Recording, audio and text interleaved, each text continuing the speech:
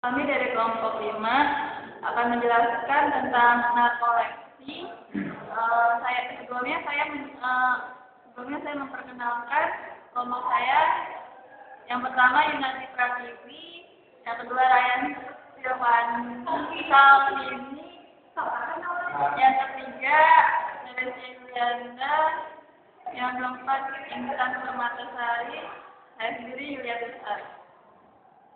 Saya Yunati Pratiwi akan menjelaskan dari sejarah narkolepsi.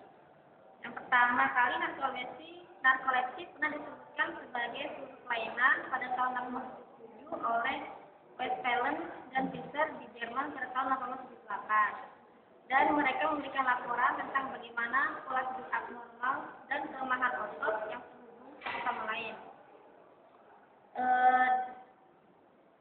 Orang normal berjalan melalui 5 tahap tidur dari gerakan massa, cepat untuk gerakan massa, cepat, dan kemudian waktu bangun. Namun pada pasien narkolepsi, pola tidur akan berbeda dari biasanya. Sebagai pengobatan antidepresan, obat stimulan yang diberikan untuk mengobati narkolepsi dan mencegah gejala. Narkolepsi yaitu gangguan sistem saraf yang ditandai dengan kejadian tertidur tiba-tiba ketika di siang hari, dan juga kondisi mengantuk secara berlebihan dan terus-menerus. Karakteristik utama dari narkolepsi itu mengantuk di siang hari yang secara berlebihan, maka setelah tidur malam yang cukup. Seseorang dengan narkolepsi kemungkinan akan menjadi mengantuk atau tertidur atau hanya sangat lelah di sepanjang hari.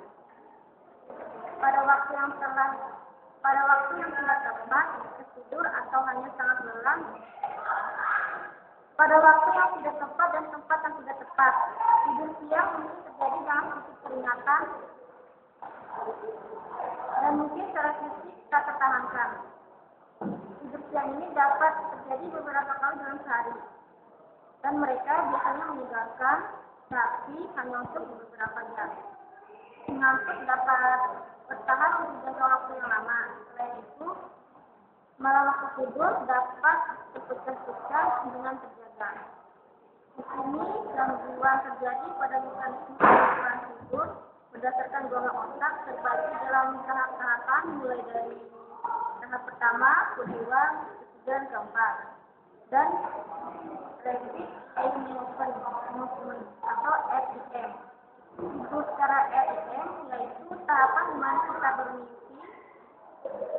Pada penderita narkolepsi, gelombang REM seolah menyusup ke gelombang sadar, dan akibatnya ngantuk terus-menerus yang secara menyerang dan otak berolah bermimpi dalam keadaan sadar. Selanjutnya dirasakan oleh saudara yang satu. Saya akan menjelaskan penyebab narkolepsi. Penyebab secara pasti gangguan narkolepsi belum diketahui. Beberapa penelitian yang diadakan di Stanford University Disorder yang diadakan pada sejumlah anjing yang dipelihara dan mengalami gangguan narkolepsi didapatkan bahwa gangguan narkolepsi pada anjing tersebut karena faktor genetik. Penelitian lain pada anjing-anjing yang dipelihara secara khusus didapatkan bahwa gangguan narkolepsi disebabkan oleh degenerasi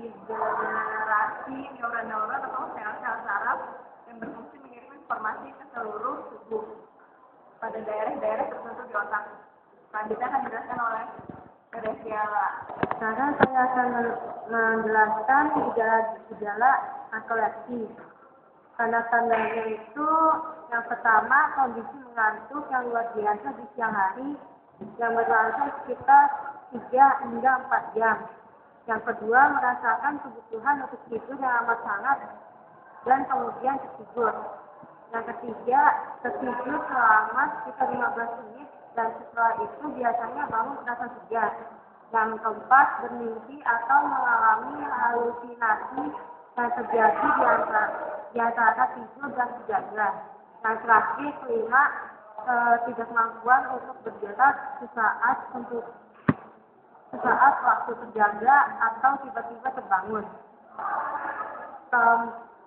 Empat gejala klasik lainnya dari gangguan sering disebut dengan perak dari narkolepsi adalah katapleksi, kelumpuhan tidur,